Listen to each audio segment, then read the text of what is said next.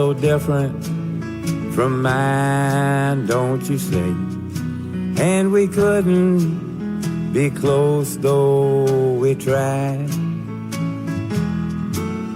We both reached for heaven, but ours weren't the same. That's what happens when two worlds collide. That is the great and late, unfortunately, John Prine, singing with Trisha Yearwood. And the reason that this was picked by the producer of this episode, whom I will identify in moments, because this is an episode about what happens when two worlds collide. In this case, the world of humans and the world of animals and plants who are not humans. And I should say also that this is a very exciting day for us, because former senior producer of the Colin McEnroe Show, Betsy Kaplan, has returned, as she will in a recurring role now, to produce special projects of her own. She sort of did the opposite of the, I forget what it's called. It's called like the Rumpenspring or something. The thing that, I bet you Mary Roach will know, the thing that Amish people do, when they're Rumspring, I'm being told. Well, I was close. Anyway, that's what she did, except Betsy Kaplan did the opposite. She got to a certain age and she went out into the world and she became an Amish man, actually. So she kind of did the reverse of it. So she's taking some time out from a barn raising right now to produce this show because she very much likes to work with the author who is going to be featured on today's show, and that is Mary Roach. She's been with us many times before for her other books. She currently has a book out now called Fuzz, When Nature Breaks the Law. A little bit later in the show, we're going to talk to Ben Killam, a researcher, independent wildlife biologist, and a bear whisperer. He is the bear whisperer, perhaps. I mean, who's going to dispute that claim anyway? But right now, it's time for Mary Roach. I'm very happy to have you back on the show, Mary Roach. I am so happy to be back. Thank you so much, Colin. All right. I think we've established that we're both happy. And so... Yay! So actually, I think we should sort of begin with the high concept of the book.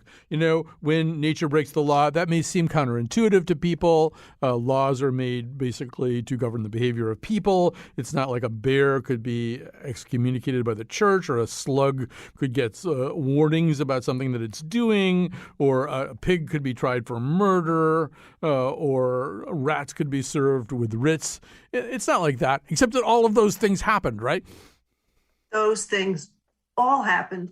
We're talking about 1500s, 1600s, 1700s. So going back in time. But yeah, all of those things are in, there's this kind of extraordinary and bizarre book from 1906 called The Capital Punishment and Criminal Prosecution and Capital Punishment of Animals. And that book was part of what got me interested in the topic, because I remember thinking, the legal system is probably not the best way to resolve these kinds of conflicts. I mean, like you pointed out, Colin, these laws are written for humans. You can't expect animals to follow laws. Animals are following their instincts. They're just looking for food, looking for a place to build a nest, to have young, to migrate. So yeah, let's maybe science might be a better way to resolve some of these issues. Right. And it's sort of interesting, though, when you think about the law, because I think there's a movement today to use the law towards wildlife in a more benign way. I mean, ranging from trying to grant legal status to animals who might be used in experiments so that they can, in fact, pursue their own interest in court. There's even a movement to grant legal status, more or less personhood status, to bodies of water so that, once again, their interests can be pursued in court. So that's the way we think of it now when we're trying to be helpful and constructive. But what you found is that this has been preceded by centuries of being essentially destructive and antipathetic towards the interests of anything that wasn't a human being.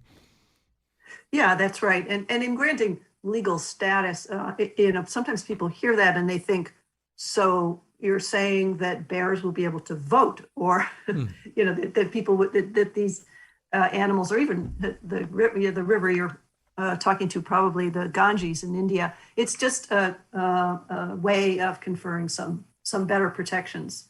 But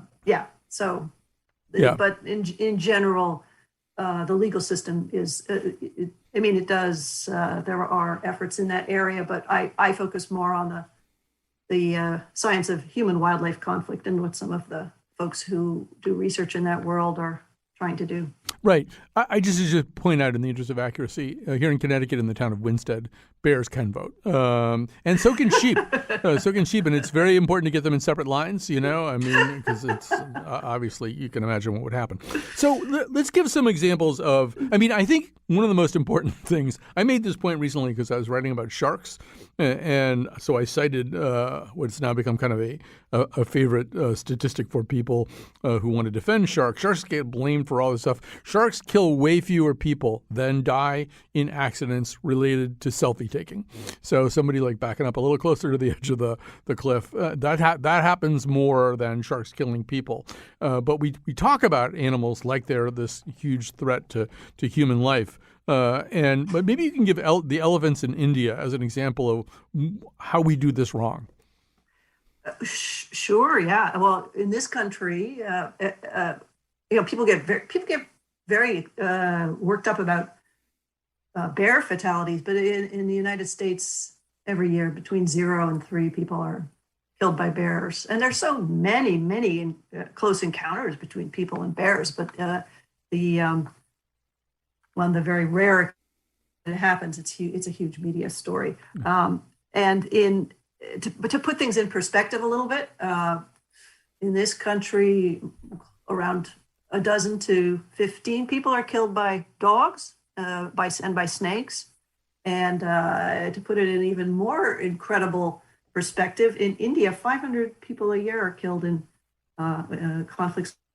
It's not like the elephants are, attacking them and like chasing them down to intentionally kill them. It's just that they're very, very big, and people get upset when farmers, in particular, when these animals come through in large social groups. And you can imagine, 8 elephants chomping through your garden is pretty much going to torpedo a whole year's work. So people get upset and they run out. It's after dark. They've got firecrackers and torches, and the animals panic. The group gets split up, and that makes the elephants freaked out. And then people are running around. Sometimes they're drunk.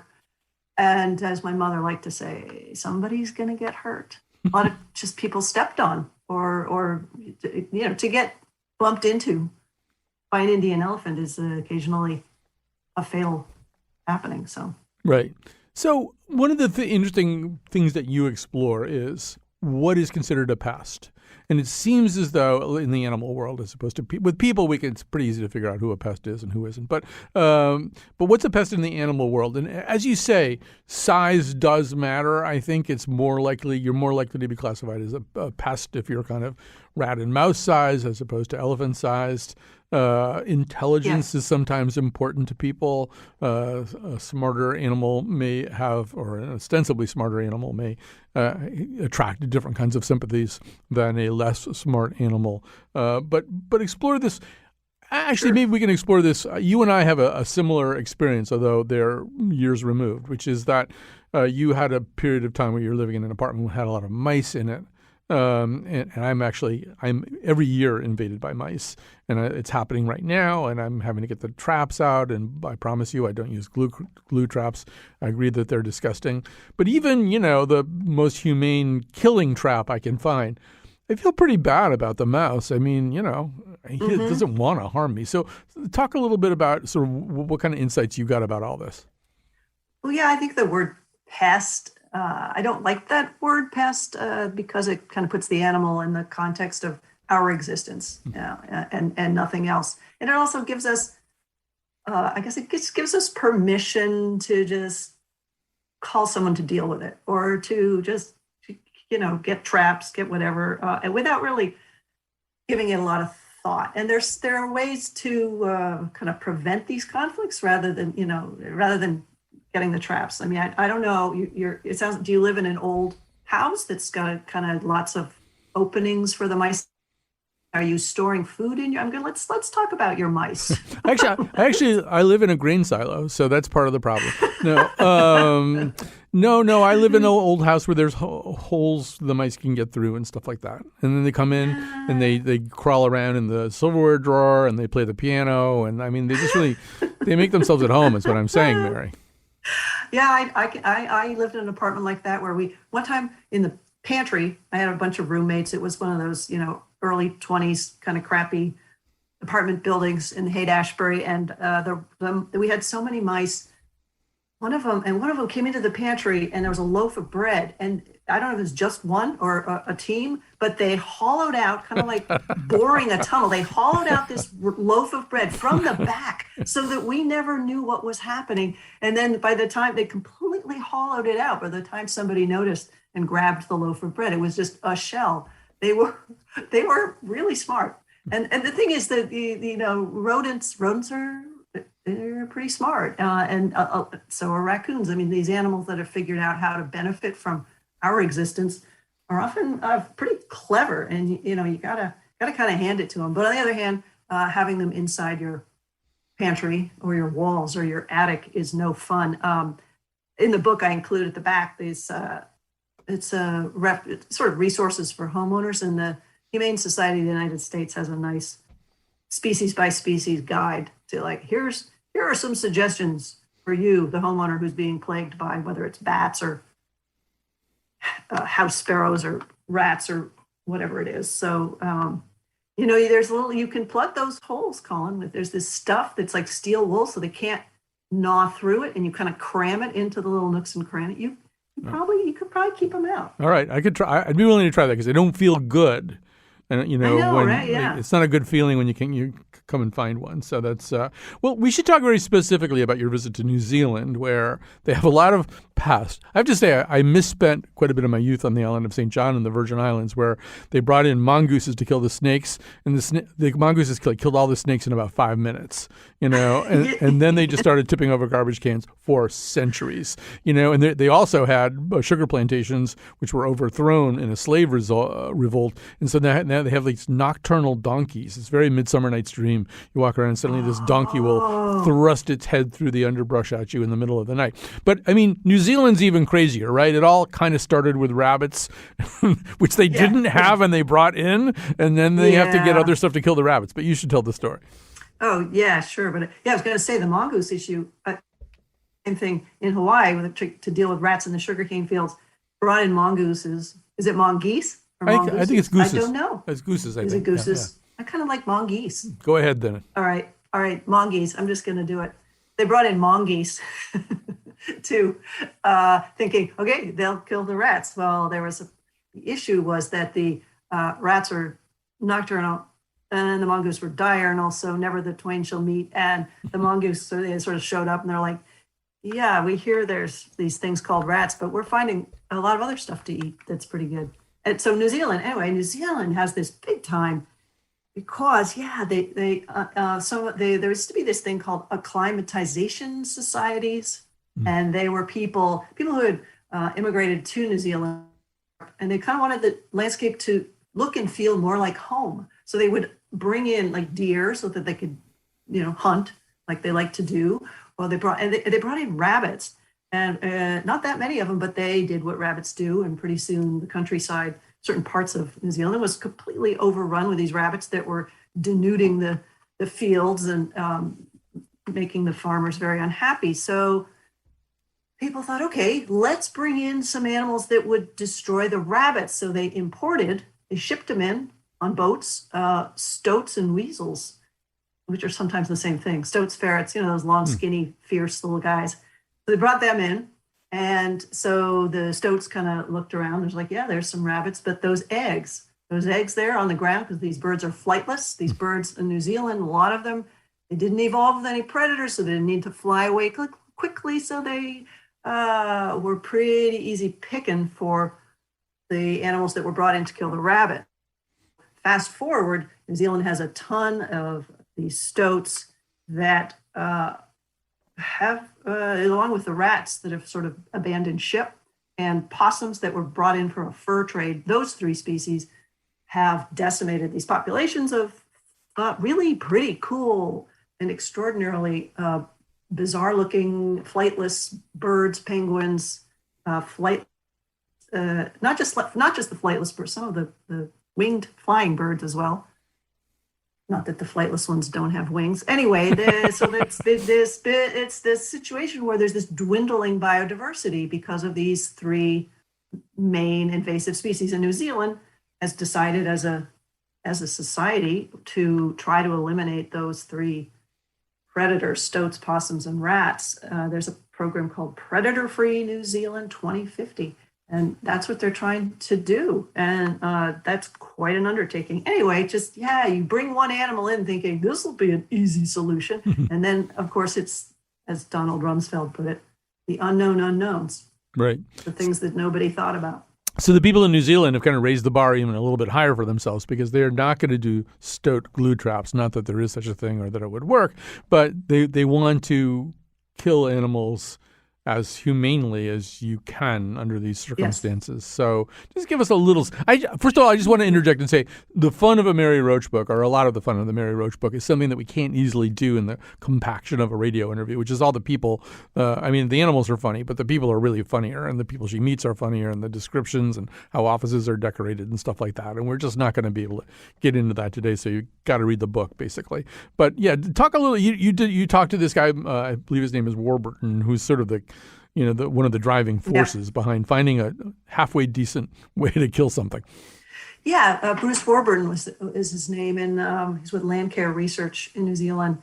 And his job, or part of his job, is looking at developing more humane traps and more humane poisons. And that's just a downer of a job. I mean, it's noble in that, okay, in the reality that we've created in New Zealand,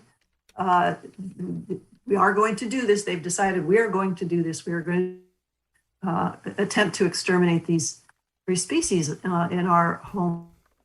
So let's do it as humanely as possible. So it's a noble effort, but not an easy job. I spent some time with him. The trap tests are, looking at how long, with a stopwatch, how long to complete loss of awareness. So not till death, but time to oblivion. You don't know what's going on at all. You, the animal in the trap. So that's a heck of a job to be doing, and the poisons as well. And it was an interesting visit because I was spending, initially I got there, and I was out on the Otago Peninsula, which is beautiful, and there's this place where you can see these yellow-eyed penguins, which are this crazy looking species with the kind of Flash Gordon yellow streaks coming back from their eyes, and just a beautiful bird. And they're dwindling. Not just from the stoats and rats and feral cats, but because of some climate change issues and some avian malaria and diphtheria. So they're battling on a number of fronts. But anyway, you see these animals and you think, yes, let's do whatever we can to preserve these, to keep them on this planet. Let's do that. And then fast forward a couple of days later, and I'm at the Bruce Warburton's facility where they're trying out a more humane poison, which was turning out not to be that humane. And they're trying it out on possums. And just to see these little guys, you think, oh, dude, God, did it come to this? It's hard to feel peaceful about the extermination of one species for the benefit of another. I understand why people want to do that in New Zealand, but it is a tough undertaking emotionally, really, to especially to be the one doing those experiments. Oh yeah. But, well, first of all, there's a lot of knowledge that seems to be coming out of all that. In fact, before we go to a break, I want to ask you this question now because I'll forget it otherwise, which is one of the things I was wondering about. I mean, this is a typical Mary Roach book in the sense that you are out there meeting all these people and just getting just this tsunami of information just washing over you all the time. I don't know. How different are you after writing this book? I mean, going into this book, it's pretty clear you're a kind-hearted person. You don't believe in screwing over animals, unnecessarily. But, you're not a vegetarian. I don't know. Like, how are you different as a result of all the encounters you had with animals and people trying to deal with animals and, for that matter, trees?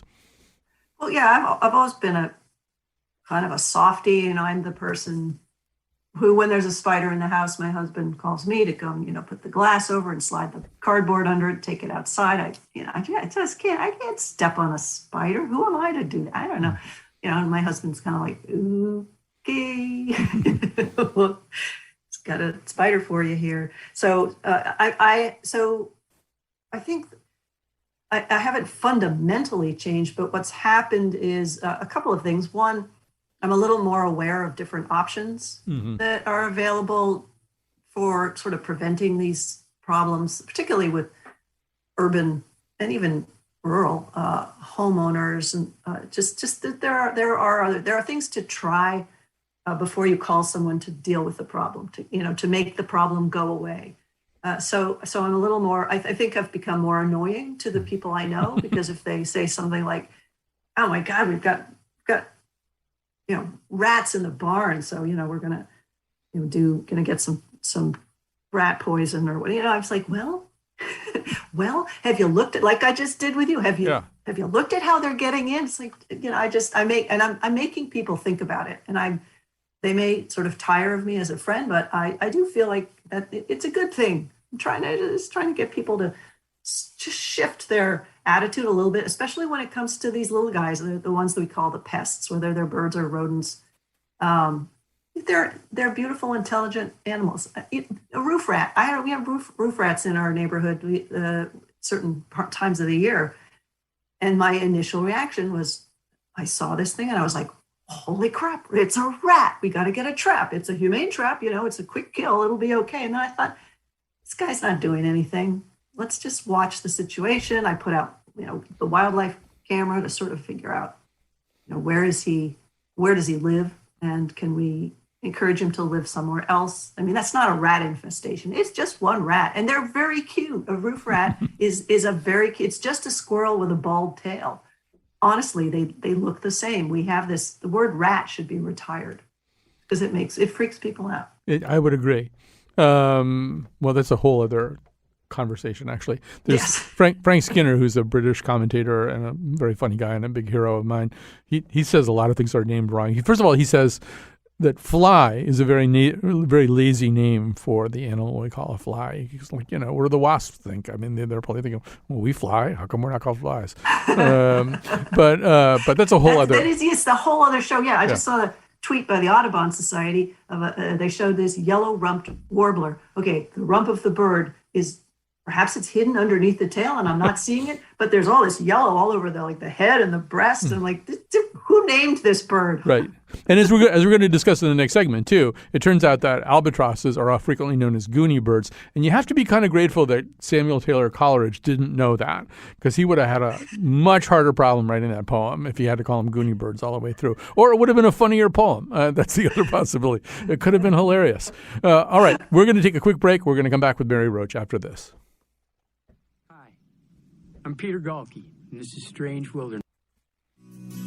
To wish you was feel that you're really real. Another tea time, another day older.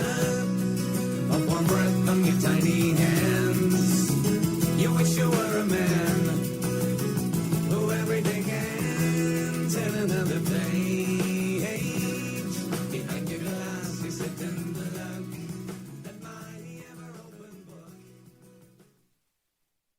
All right, we are back, and we are back with Mary Roach. Her new book is called Fuzz, When Nature Breaks the Law. It's about encounters with the natural world, not just animals. We're not going to have time to talk about trees, but there's a whole big thing about trees going on in this book. But Mary, I think we're going to talk a little bit in this segment about birds, and in particular, 2 attempts to eradicate or otherwise curtail the works of birds. Although maybe we should just begin with with the whole thing with the crows. You begin this chapter with these, is it called bird bombing or something? They're these people are basically trying to get rid of crows by blowing them up, which is going to work about as well as getting rid of rabbits by bringing in stoats. Yeah, crow bombing. Well, this was a thing in the early part of the last century.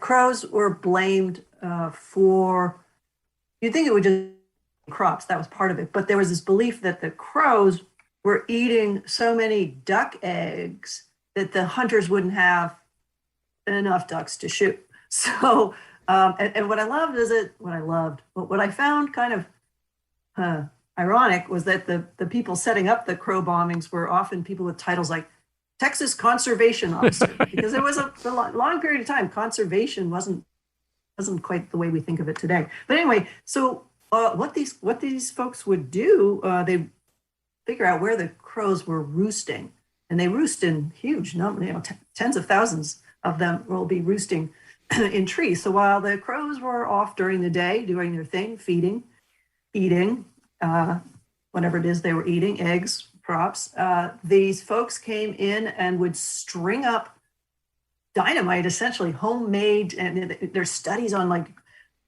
can versus ice cream carton versus Prima versus dynamite, like what, and with the kill rate and the dollar amount per bird was like a fraction of a penny. So they'd string dynamite through the trees, wait for the birds to come back, then boom. I mean, it was I didn't see any photographs of the actual moment of the explosion, but you'd see photographs in newspapers from back then of people, kind of going through and piling up the dead birds. And which is just a ghastly thing, because a lot of them were just mutilated. They weren't entirely 150, killed. 150 pounds of dynamite this one guy used in what amounts to be. Right. I don't have the chapter in front of me. Yes, exactly. And the thing with those kinds of efforts to kill large numbers of birds, I mean, birds are migrating in flocks in the millions. So you take out, say you got 10 million blackbirds passing over. I used the example in the book of sunflowers, because you're trying to keep birds from eating bird seed, which is a tall challenge. And they would be, okay, if we took out 1 million of 20 million, and people did the calculations, no appreciable change in the amount of damage to the crops, and no real change in the population. It's just that there are too many of them. It doesn't work. There's various reasons. It just doesn't work. But the crow bombing, some of the stories and the glee with which this was reported in these small town newspapers. I wrote in the margins, shock and caw. Feel free to use that joke. I also want to salute you in one of your footnotes in this chapter too. This is a story that I actually covered in real time. The efforts by a legislator named May Schmidl to ban the throwing of rice at weddings here in Connecticut, because she thought that the birds would eat the rice and then apparently explode or something. As my little gift to you, I at the time wrote a campaign song for her that was to be sung to this tune of Diamonds Are Our Girl's Best Friend. I'm just going to sing the end of it to you. All right? Good. Peewees flee and finches flinch, and we all feel the pinch in the end. But hawk, dove, or kestrel, that rice don't digest well. Schmidl is a bird's best friend. She didn't use it, but there you go. So I want to talk about emus or emus. I've never been entirely sure how we say that particular name, but I want to talk about an effort. I want you to talk about an effort to eradicate them, however you pronounce them. Emus. I think it's, but don't ask me. I say mongoose. So, emus. But the emus, I love that story, because in the war between the Australian military and the emus pretty much won. No question.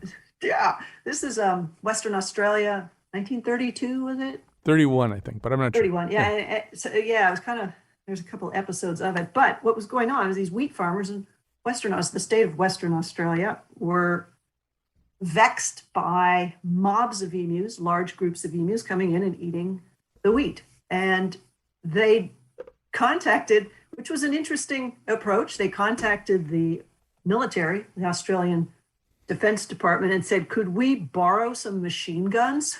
The Australian Ministry of Defense is like, no, you can't. However, we will send one of our best men down with the gunners and we'll do the job. So General Meredith comes down with 4 machine gunners, and they set up in this area where the emus have been enjoying the wheat. And this battle goes on for like 3 or 4 days.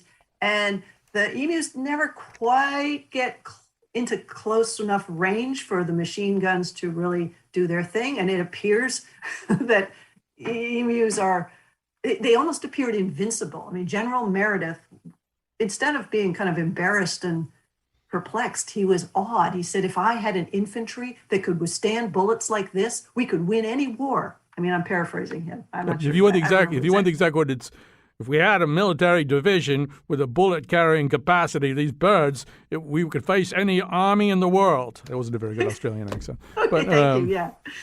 Yeah.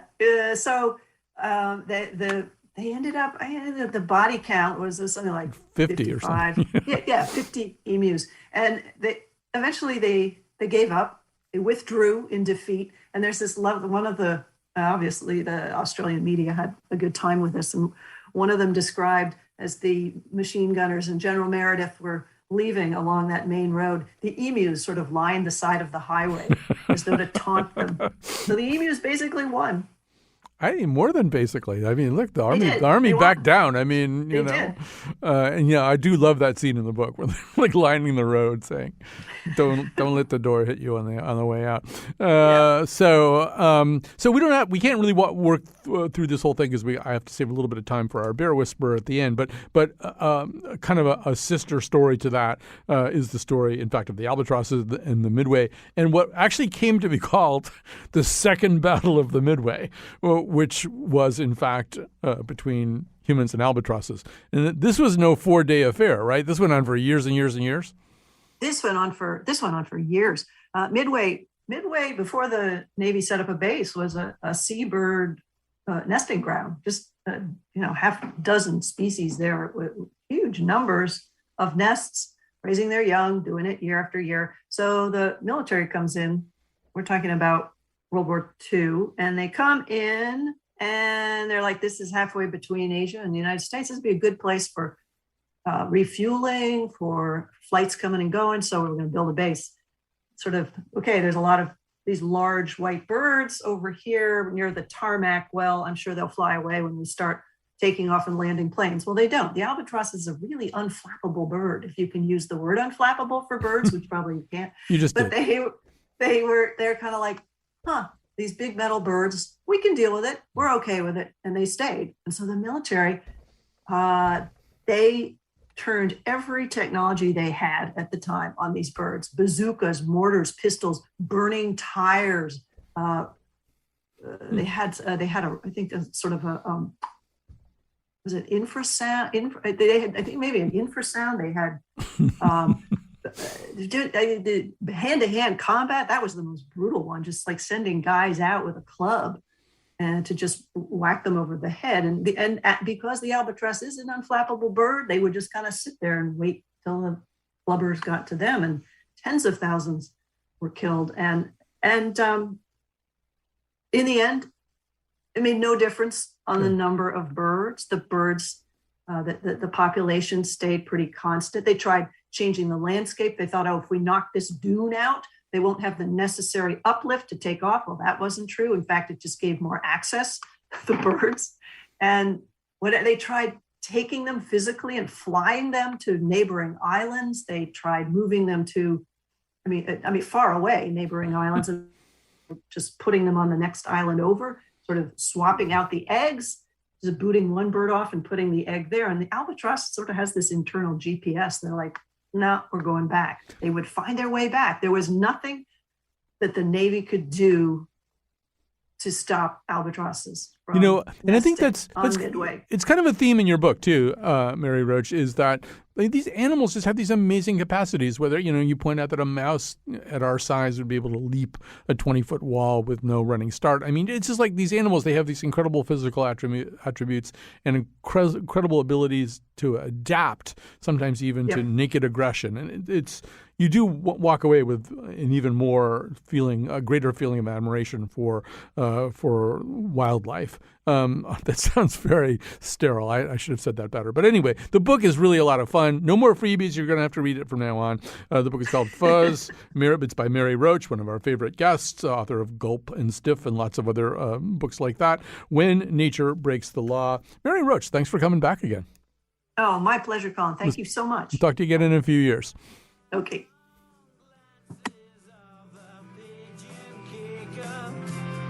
You'll be gone in a flicker, but my toe is so much quicker. see the harm that you can do. All the charm you've been faking, while the mess your ass is making.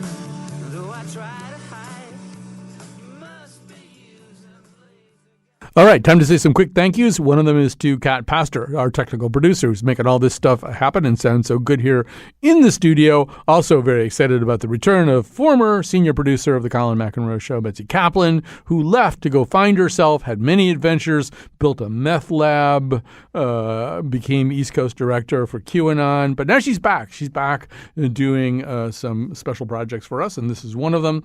So we're going to move from everything that we've just talked about, but move not very far from that. We're going to move to bears. Let me just quickly say that a few years ago, on Halloween night, I was pulling up into my driveway and there were two kids in bear costumes in my yard. And then I realized they were young bears. And they were like getting up on the deck and everything. And I was thinking, there's bears running around in the neighborhood along with children holding sacks of sugar. This cannot be a good thing. But in fact, you know, even though they were running all over the neighborhood and there were kids making high-pitched noises and holding bags of food, nothing terribly bad did happen. And maybe that's a good point or a good way to begin our conversation with Ben Killam, researcher, independent wildlife biologist, and wildlife rehabilitator. He is the author of two books, Among the Bears, Raising Orphan Cubs in the Wild, and In the Company of Bears. He's the founder of the Killam Bear Center in New Hampshire. We'll tell you all about that. But first of all, welcome to our show.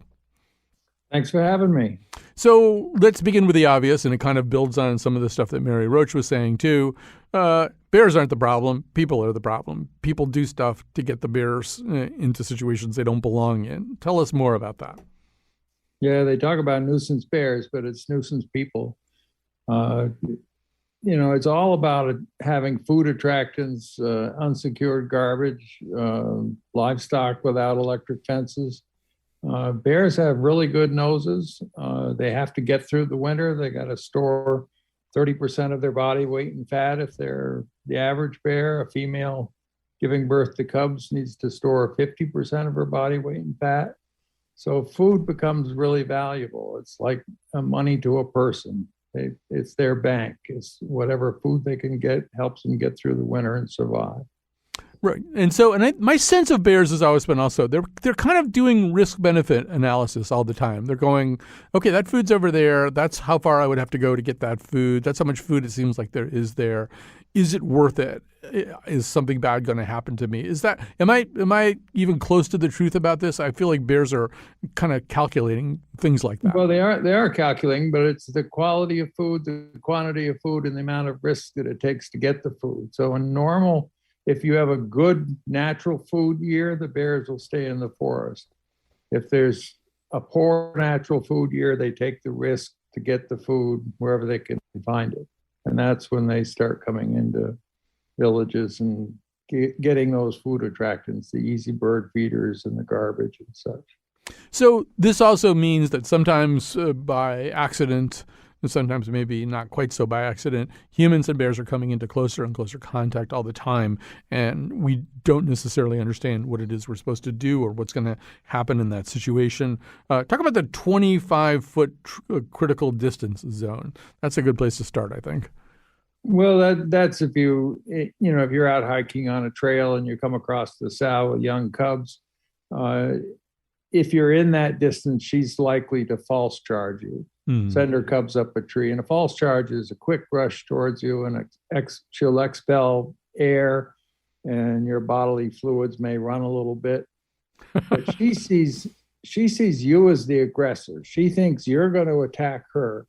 So you've got to let her know that you're not going to hurt her. And you do that by keeping your eyes on her, talking softly to her, let her know that, like you would to a child or a dog, that you're not a problem. And in 3 to 5 minutes, she can understand you.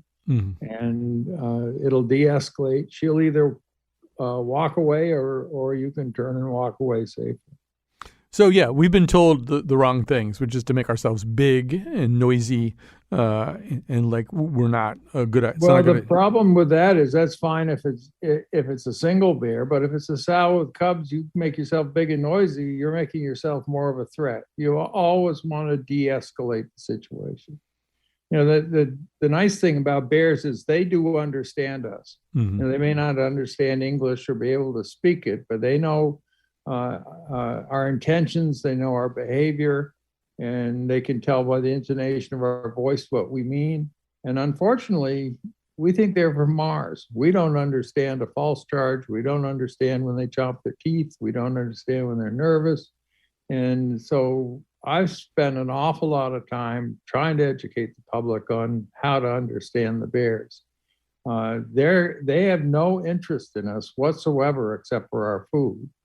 Now, unfortunately, bears are social animals and they naturally share food. So when you give food to them intentionally or unintentionally, they think highly of you for it and they become friendly quickly. So generally, a nuisance bear is a bear that has lost its fear of people. Mhm. So it's like having your brother-in-law over for dinner and he stays for a month.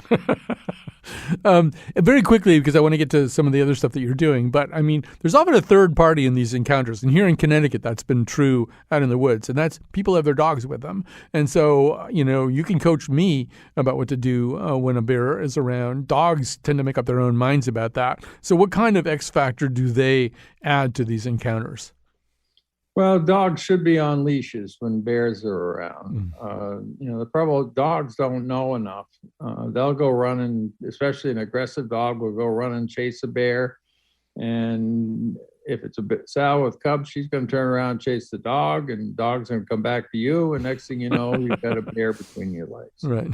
And that's not a good situation. But you're responsible for anything that your dog does while you're in the woods. Mhm.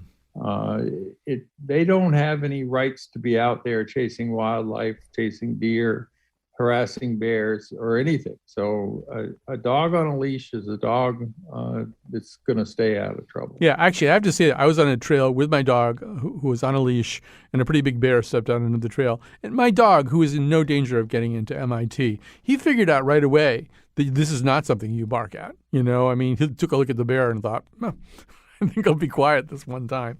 So maybe dogs actually do get that this is sort of a different kind of animal. Ideally, they do. All right, I want to talk a little bit about what you've been doing here, and specifically about the work you do at the Killam Bear Center. This is a group that takes in orphaned bear cubs and releases them into the wild at 18 months old.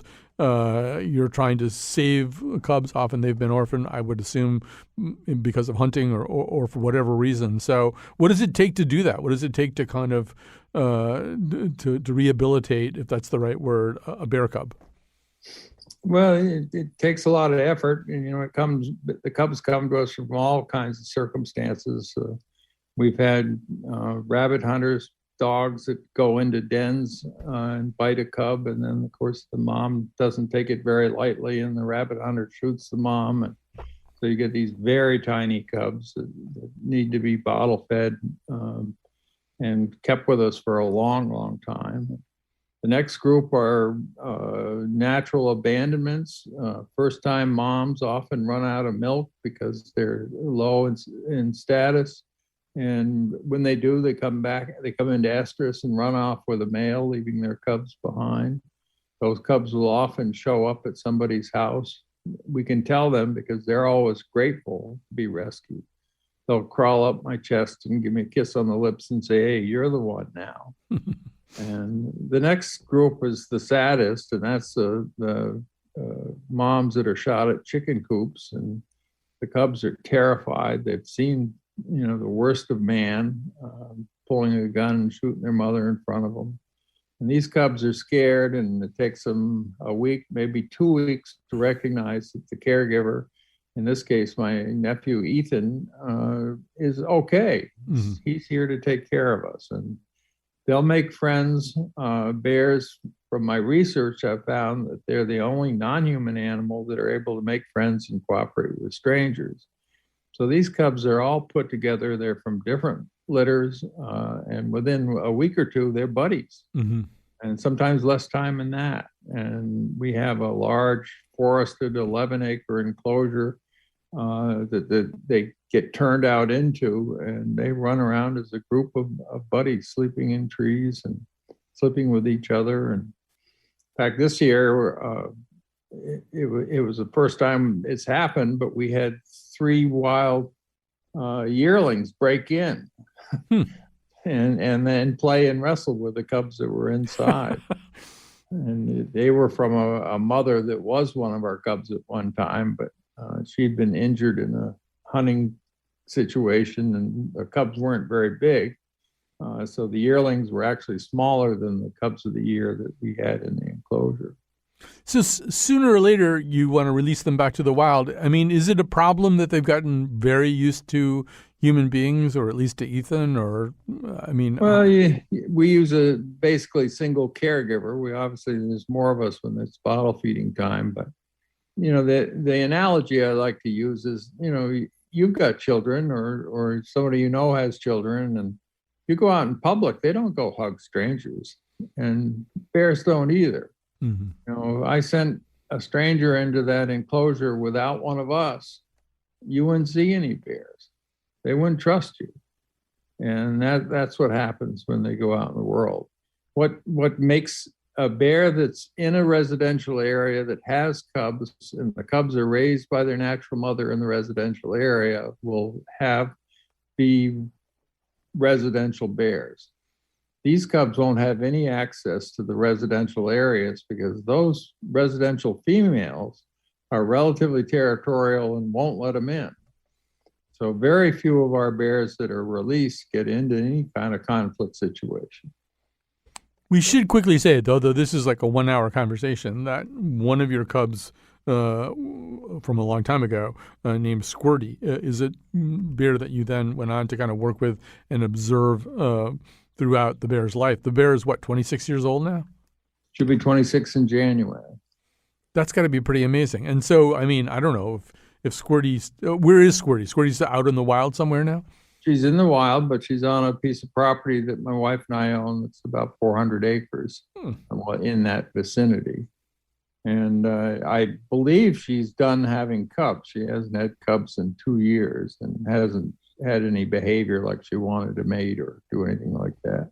She stopped being as territorial as she was. She's still the boss. Nobody can mess with her, but she has the place that she likes to be, and it's secluded and got good cover, and she's doing well. So if Squirty sees you, I mean, are you now just sort of a person, or does Squirty remember you? No, she still comes up to me. She's fine with me. As soon as she smells me, she comes out of the woods and greets me. That's amazing. I mean, we encourage our listeners not to try that at home. Don't try to become friends with bears. Give them their space. But because you're not Ben Killam. He's Ben Killam, researcher, independent wildlife biologist, and wildlife rehabilitator, author of 2 books, Among the Bears, Raising Orphan Cubs in the Wild, and In the Company of Bears, founder of the Killam Bear Center in New Hampshire. Thanks for being with us today, sir. Yeah, you can go to the Killam Bear Center website, which is killambearcenter.org. There's great videos, and my nephew is also putting videos and pictures on Instagram. We're going to link to it at our page at ctpublic.org, probably /Colin, something like that. We'll have a link to all of the Killam stuff, so you'll be able to find it. It's spelled Kilham, in case you were wondering. Thanks for listening today, and we will be back with more this week. Just